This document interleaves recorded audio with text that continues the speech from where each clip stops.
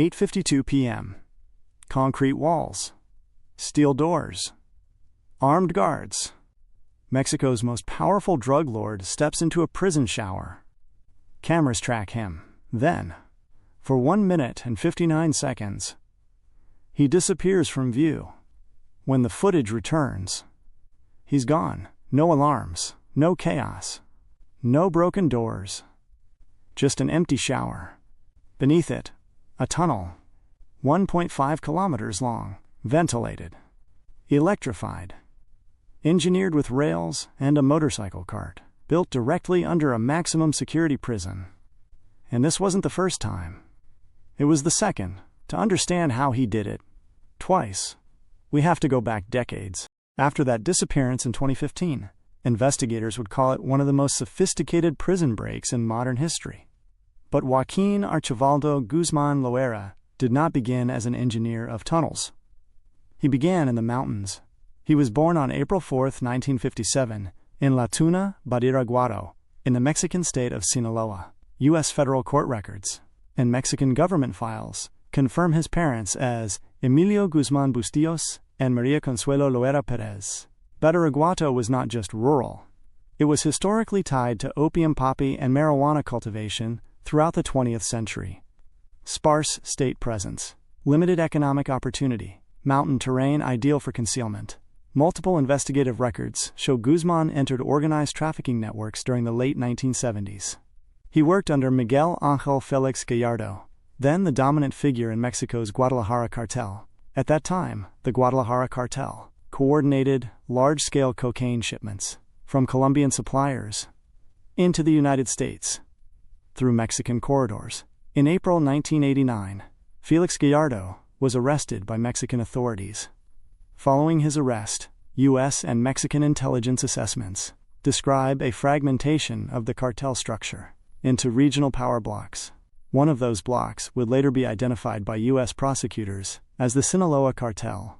By the early 1990s, court indictments filed decades later in the Eastern District of New York would allege that Guzmán, alongside Ismael El Mayo Zambada, became principal leaders of that organization. Prosecutors would later state under oath that the Sinaloa Cartel trafficked multi-ton quantities of cocaine, heroin, methamphetamine, and marijuana into the United States over several decades. The organization used aircraft shipments, maritime routes, concealed vehicle compartments, and cross-border tunnels, a method that would later become synonymous with Guzmán's name. By 1993, Guzmán was no longer operating in shadows. He was on law enforcement radar. And that same year, everything changed. In June 1993, violence in Guadalajara changed everything. On May 24, 1993, Cardinal Juan Jesus Posadas Ocampo was killed in a shootout at Guadalajara International Airport. Mexican authorities alleged the gunfire was linked to a confrontation between rival trafficking groups.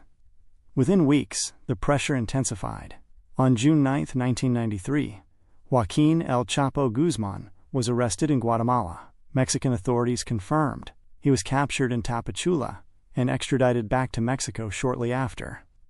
He was transferred to the Federal Social Readaptation Center No. 1, commonly known as Altiplano, though at the time it operated under a different designation, before later becoming widely known as Altiplano.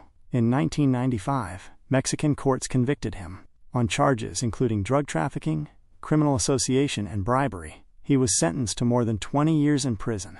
But prison did not isolate him. Multiple official investigations later concluded that Guzmán maintained influence from inside the Puente Grande prison facility in Jalisco, where he was later transferred. Reports from Mexico's Attorney General's office stated that corruption inside the prison allowed him privileges not granted to ordinary inmates. Investigations later alleged bribery of prison officials, phone access, visitors, operational communication. He was incarcerated, but he was not powerless. And then, on January 19, 2001, he disappeared. January 19, 2001, Puente Grande Federal Prison, officially known as the Federal Social Readaptation Center No. 2 in Jalisco. That night, prison records show that Joaquín El Chapo Guzmán was no longer in his cell. According to Mexico's Attorney General's office, he escaped from Puente Grande. Early government statements suggested he hid inside a laundry cart. Later investigations and court proceedings acknowledged widespread internal corruption and complicity by prison staff. Dozens of officials were investigated. More than 70 prison employees were reportedly detained or questioned in the aftermath. What was clear, he did not break the walls. He walked past them. Authorities later concluded bribery had enabled the escape. At the time of his escape, Mexico had just undergone a historic political shift. President Vicente Fox had taken office in December 2000, ending more than 70 years of single-party rule by the Institutional Revolutionary Party. The escape became a national embarrassment. Interpol issued a red notice. The United States intensified its pursuit. And, for the next 13 years, he vanished into the mountains. But he did not disappear from business. According to multiple U.S. indictments, later filed in the Eastern District of New York, during the period from 2001 to 2014, the Sinaloa Cartel expanded into one of the most powerful drug trafficking organizations in the world. Prosecutors allege the cartel was responsible for transporting hundreds of tons of cocaine into the United States, along with heroin, methamphetamine, and marijuana. In 2009, Forbes magazine listed Guzmán among the world's billionaires, estimating his net worth at approximately $1 billion at the time. Forbes later removed him from the list. The U.S. government offered multi-million-dollar rewards for information, leading to his capture. The myth grew, but so did the pressure. And in 2014, the man who had embarrassed Mexico once was found again. February 22, 2014. Mazatlan, Sinaloa. Before dawn, Mexican Marines, acting on intelligence developed in coordination with U.S. agencies, including the DEA and U.S. Marshals Service, raided a beachfront condominium. Inside, they found Joaquín El Chapo Guzmán. He was arrested, without a single shot fired. Mexican authorities confirmed the capture later that day. President Enrique Peña Nieto publicly announced it as a major victory for the Mexican state. After 13 years on the run, the most wanted drug trafficker in the world was back in custody. This time, officials promised there would be no escape. He was transferred to the Federal Social Readaptation Center No. 1, commonly known as Altiplano, Mexico's highest security prison. Altiplano was designed to prevent exactly what had happened in 2001. Inmates were under constant video surveillance. Cells were monitored. Movement was restricted. Communication was tightly controlled. Guzmán was placed in a solitary cell, according to official prison protocols. Later released, he was monitored 24 hours a day. He was allowed limited time outside his cell. Cameras covered nearly every angle. But not all. There was one architectural blind spot: the shower area. Cameras were positioned to respect minimal privacy standards, meaning the direct floor area of the shower was partially obstructed from view. That decision would later become critical. For more than a year, Guzmán remained inside Altiplano. Publicly, Mexico projected control. Privately, investigators would later reveal plans were already underway beneath the prison, and on July 11, 2015, history repeated itself. July 11, 2015, 8:52 p.m. Altiplano Federal Prison. Surveillance footage later released by Mexican authorities shows Joaquín El Chapo Guzmán walking toward the shower area of his cell. He bends down. Moments later, he disappears from camera view when guards entered the cell. He was gone. Beneath the shower floor, investigators discovered a vertical shaft, approximately 50 centimeters wide, descending nearly 10 meters underground. At the bottom of that shaft, a tunnel, Mexican officials confirmed. The tunnel measured roughly 1.5 kilometers in length. It stretched from inside the prison to a house under construction in the Santa Juanita neighborhood outside the facility's perimeter. The engineering was precise. The tunnel was approximately 1.7 meters tall. It contained ventilation piping, electrical wiring, lighting systems, and rails embedded into the floor. On those rails, a modified motorcycle mounted on a small cart system. Authorities later stated the motorcycle had been adapted to run on a track, allowing rapid movement through the tunnel. The construction showed professional planning. According to Mexico's Attorney General's office, the tunnel had been built over several months. Excavation debris was reportedly removed in ways that avoided detection. The exit point inside the prison was positioned precisely beneath the shower area, the only camera blind spot in the cell. Within hours of the escape, a massive manhunt was launched. Roadblocks, air surveillance, federal forces deployed. Across multiple states, the prison's director was dismissed. Dozens of officials were investigated.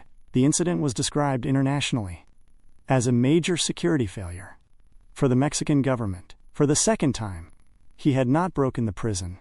He had built beneath it. But this time, the response would be different. And 6 months later, the mountains would.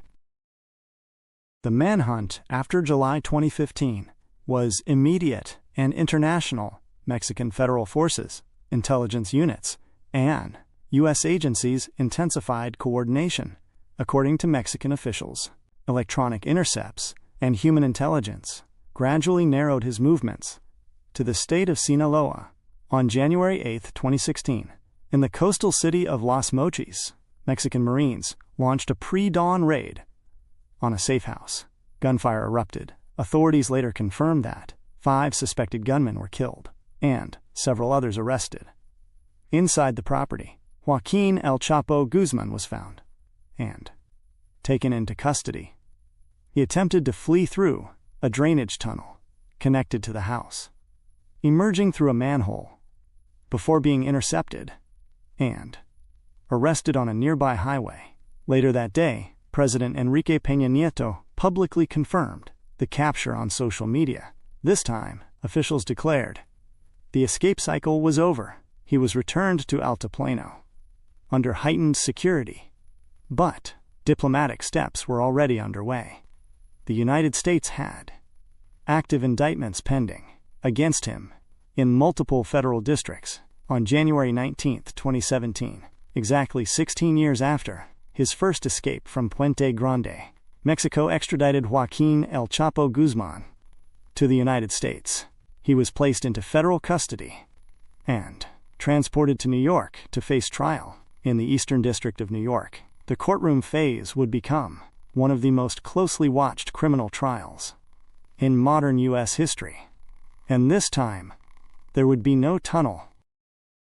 On January 19, 2017, Joaquín El Chapo Guzmán was formally handed over to the United States. He was charged in the U.S. District Court for the Eastern District of New York, presided over by Judge Brian Cogan.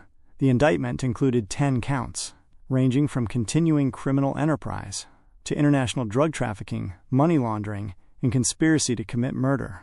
Prosecutors presented testimony from 56 witnesses, including former cartel members and cooperating informants. Evidence detailed trafficking of over 200 tons of cocaine into the United States, coordination of heroin, methamphetamine, and marijuana shipments, bribery of law enforcement and government officials, cross-border tunnel construction for smuggling, multiple acts of violence, and murder to protect cartel operations. During the trial, Guzmán's defense team argued procedural issues and highlighted alleged inconsistencies in witness testimony. Despite this, the jury found him guilty on all counts on February 12, 2019.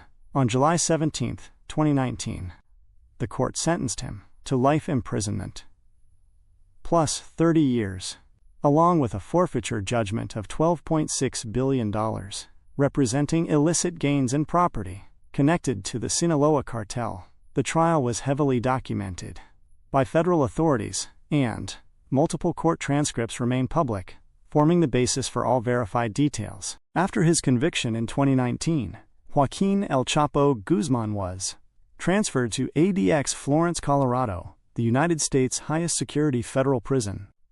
ADX Florence is designed to hold the most dangerous criminals.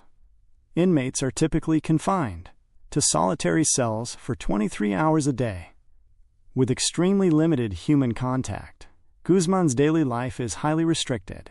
Minimal communication with other inmates, controlled visitation with no physical contact, constant monitoring by cameras and guards, no access to outside media.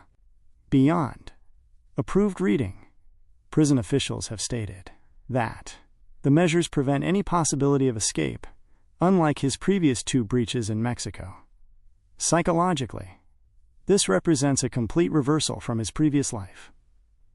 Booty of power, mobility, and control. The man who once commanded one of the largest criminal organizations in history is now isolated, forced to confront decades of violence, corruption, and empire building from within a single cell.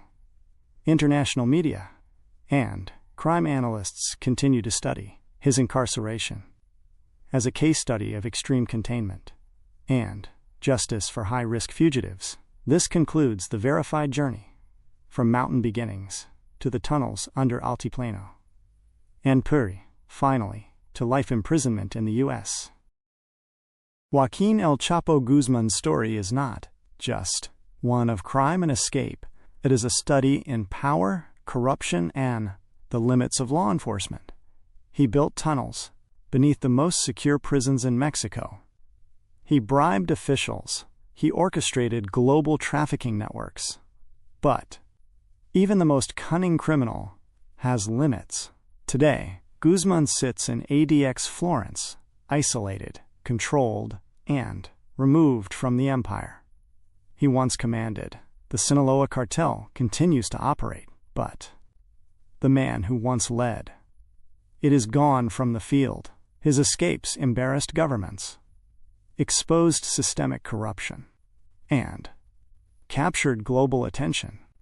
His trial and conviction set a precedent in international criminal law, highlighting the cooperation between nations in combating organized crime. For historians, law enforcement, and the public, the story remains a stark reminder.